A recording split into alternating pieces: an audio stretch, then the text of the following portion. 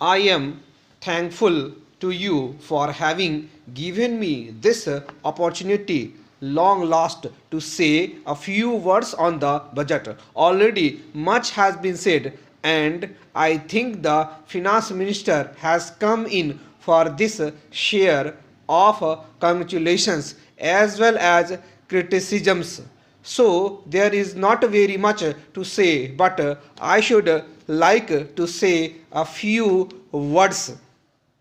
The increased development expenditure and a absence of any new taxation has earned for the budget and a good response even from the businessmen.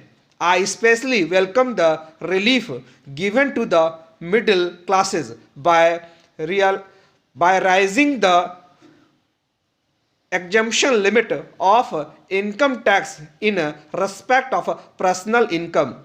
No doubt this is some relief to the middle classes, but I would request the finance minister if we could to raise the exemption limit from rupees 4,000 to rupees 6,000 as that would give substantial relief to the middle classes.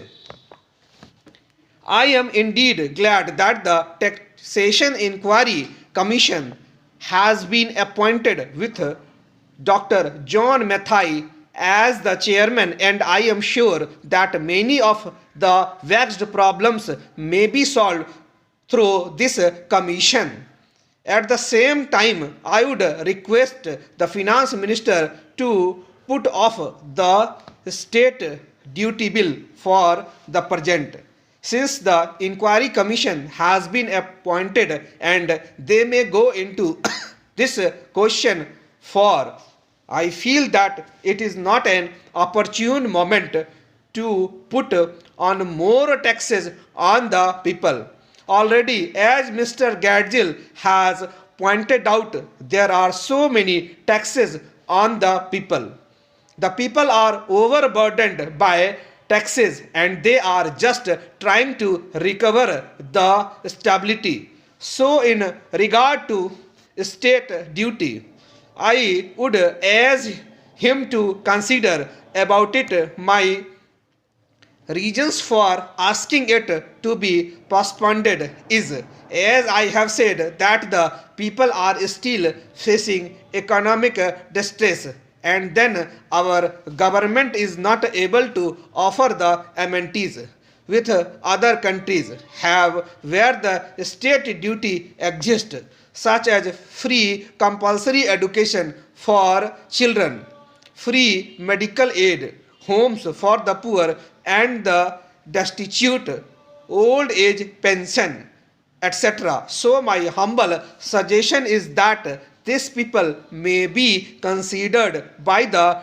Taxation Inquiry Commission. I agree that there is a brighter side of the picture and that instead of continually harping on over poverty, we should also see the bright side. We are making encouraging progress towards laying the foundation of a welfare state. With the cooperation of all the implementation of the 5-year plan, I am sure, sir, that we should be able to lay the foundations and fulfill the dreams of India. It is indeed encouraging to know from the finance minister that there is a tendency of lowering food prices all over the world, and in that cases the prices in our country too would be lowered. Regarding defense, for obvious security reason, I do not agree with my friends who say that the expenditure should be curtailed. It is not advisable to take any undue risk and slacken the defense arrangements. Indeed, defense is one of our valuable assets, although strange to say, that seem to be adverse opinion in some quarters. I agree with that. General Kariyappa once said that God and army are remembered only when there is a trouble. The army consists of the most disciplined and loyal set of young men. It would not be proper to effect economy in the pay of these brave officers, as it would not be in incentive for the right type of young men to join the army, and it would be ineffective and inefficient. I believe already officers who were drawing rupees 1,400 as their pay are not getting only rupees 700 and about rupees 100 as allowance. That is, they are getting about half of what they were getting before. It is very hard for their officers on field duty to establish separate establishment for their families and for their children. And I would especially appeal to the finance minister to see that the family allowances may be restored to those officers who were on field duty. Economy in army could be affected in other ways. That there is a scope for more efficient operation of defense industries, which process seems slow, and by purchase policy of utilizing goods and stores indigenously manufactured. Preference should be given to country-made war materials, such as could be produced here and there, would be cheaper than foreign made goods.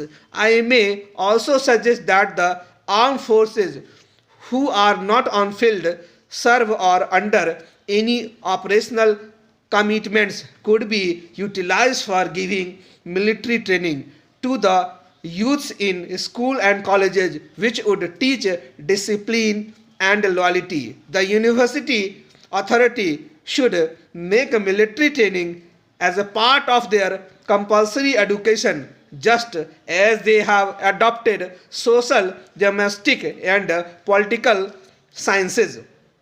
The National Cadet Corps is already inculcating military training in some universities such as Bombay and Kolkata.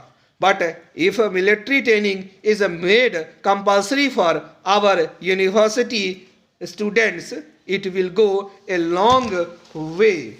Sir, the Essential Commodities Act was passed 5 years ago, and when the minister yesterday came with an amending bill, we expected that he would give us a brief report on the working of this measure for the last few years. But unfortunately, we are kept in the dark in regard to the exact working of the act and nature of the difficulties the minister is facing. Sir, as far as I know, many of the provisions of this enactment have been observed more in violation by his agents at the state level. The food minister may be very earnest, may be very able, and may be very anxious to see that the various provisions of act are implemented in the most effective manner at the state level. But unfortunately, his agents at the state level are not equally enthusiastic or equally anxious to observe the provisions of this enactment.